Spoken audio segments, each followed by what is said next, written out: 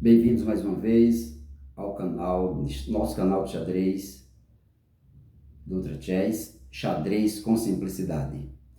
Hoje nós vamos voltar a analisar uma partida que publicamos ontem, a pedido de uma de nossos seguidores, melhor dizendo, uma seguidora. O público feminino aí está em ação.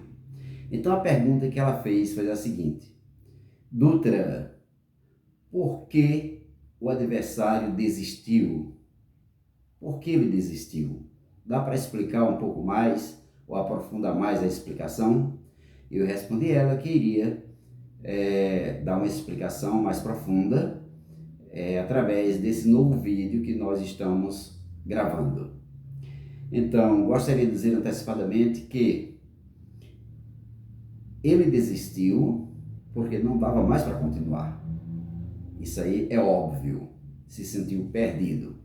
E essa partida foi uma partida que eu joguei, eu até aqui anotei a data, 19 de janeiro de 2023. E essa partida ela está registrada no chess.com.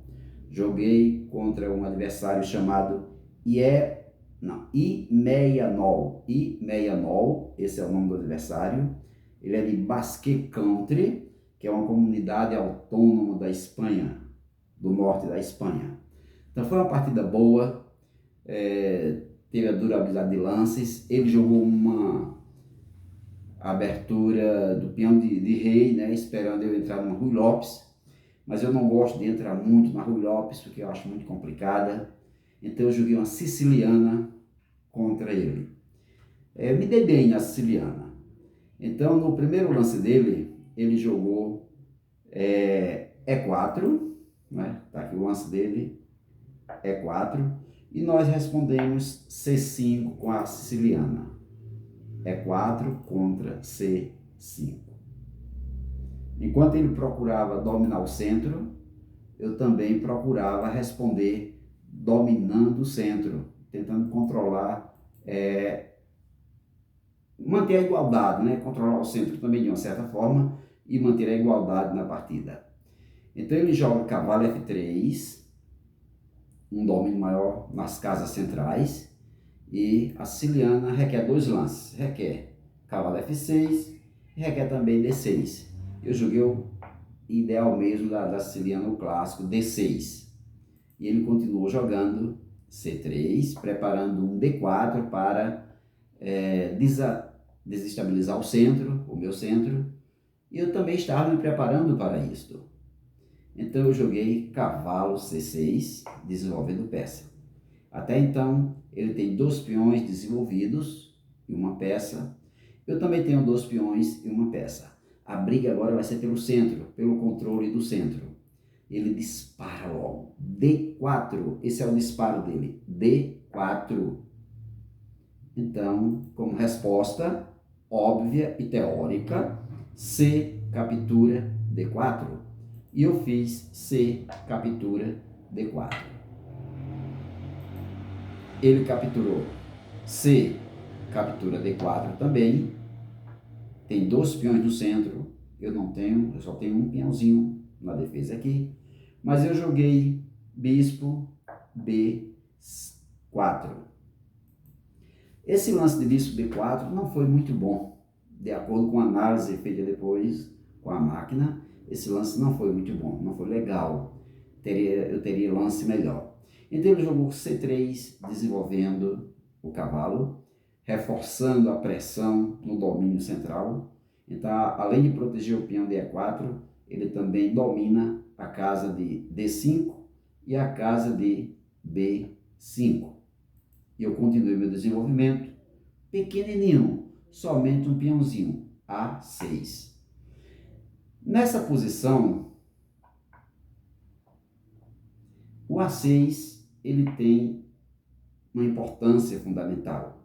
Ele procura controlar a casa de B5 para que o cavalo não entre, para que o bispo também não entre. Por isso que eu joguei B5. Na siciliana, essa variante de A6 é chamada Najdorf. né? Ele foi quem criou essa variante. E eu joguei A6 para controlar exatamente a casa de B5, para impedir cavalo e bispo entrar em B5. Então ele joga bispo, E2, deixando a ala do roque aberta, preparado para rocar. E quando eu comecei a analisar, eu disse, olha, ele já tem 3 peças desenvolvidas, o roque dele já está ali preparado para ser feito, eu só tenho 2 peças desenvolvidas e eu tenho 2 peças presas ainda. Então, eu comecei a também acelerar o desenvolvimento de minhas peças. Cavalo F6 é uma ameaça ao centro, embora esteja protegido, e também tentando controlar um ponto a ser controlado pelo cavalo.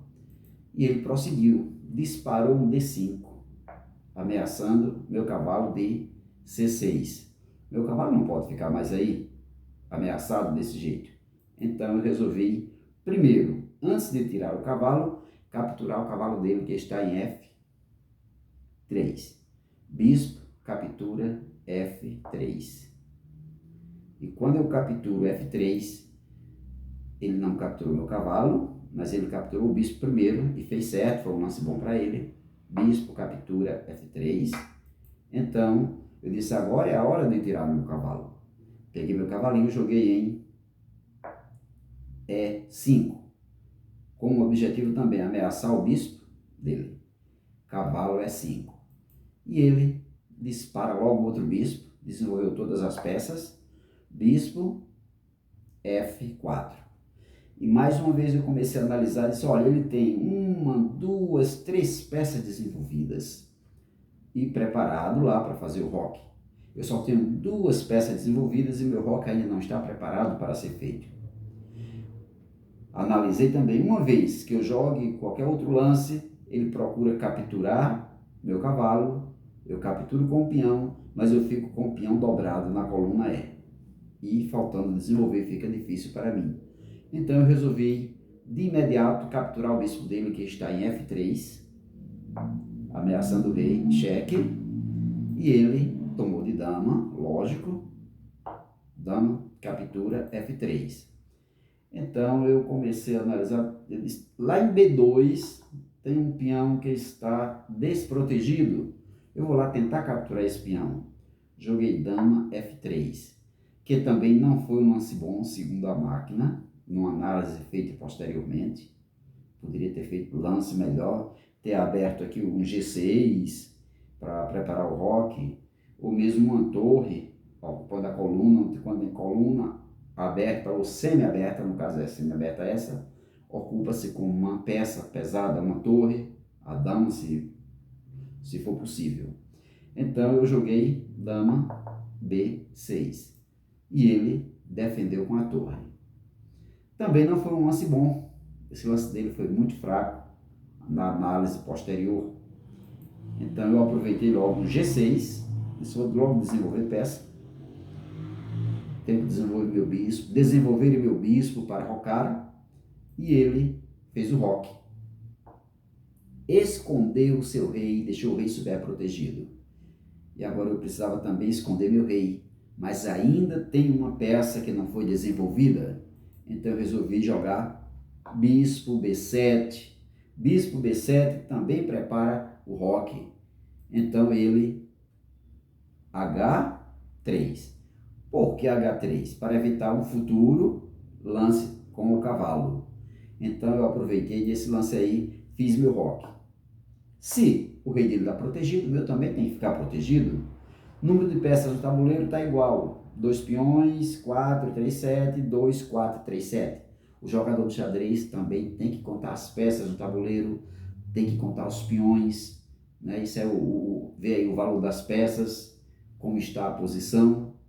Então ele jogou dama E3, propondo uma troca.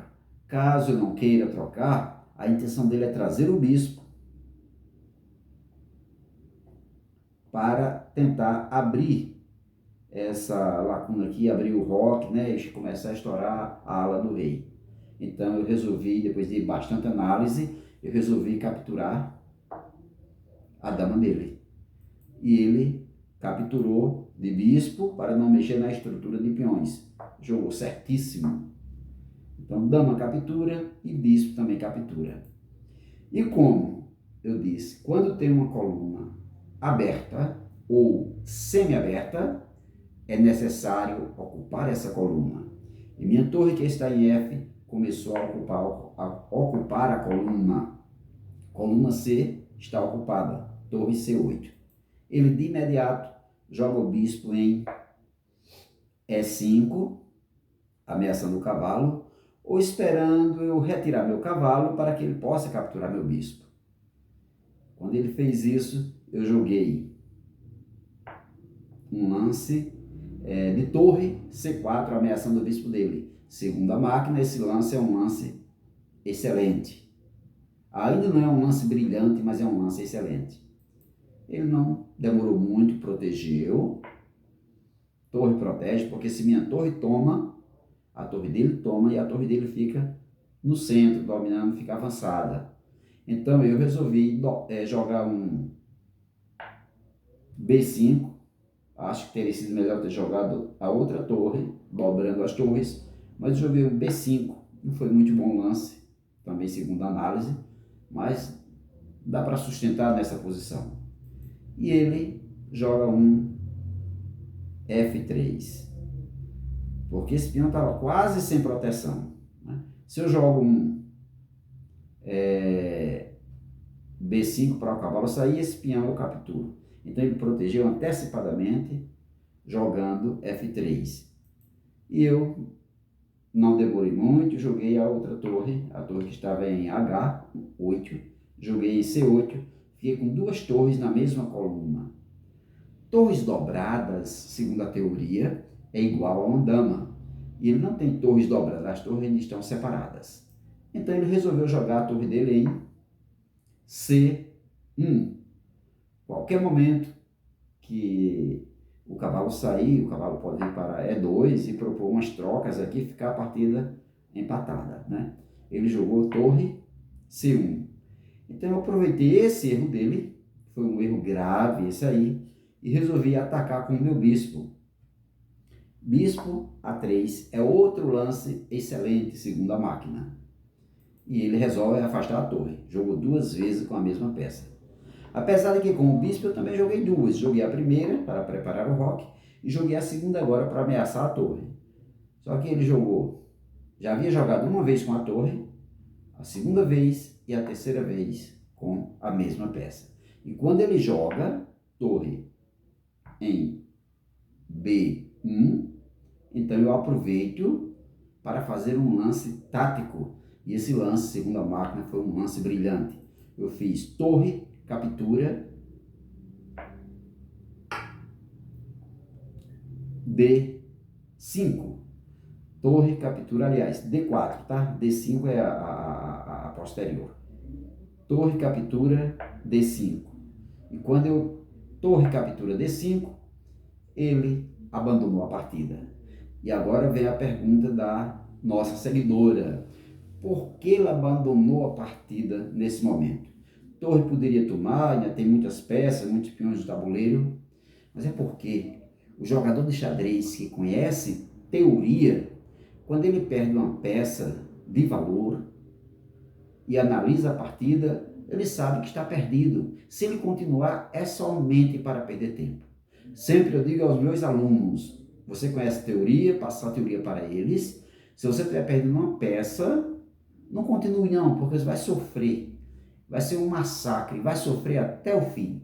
Grande mestre, é muito difícil levar um checkmate, porque quando ele percebe que está na desvantagem no tabuleiro, ele abandona a partida. É isso que eu passo para os meus alunos. Então, caso ele tome, vamos dizer que ele tome para continuar um pouco mais, torre toma torre, torre toma torre, que está em D5. Então eu tenho um bispo aqui, ó, o lance tático. Esse foi o tático que aconteceu no tabuleiro. Cadê o bispo dele? Tá aqui, opa, botar no lugarzinho. Esse é o lance tático.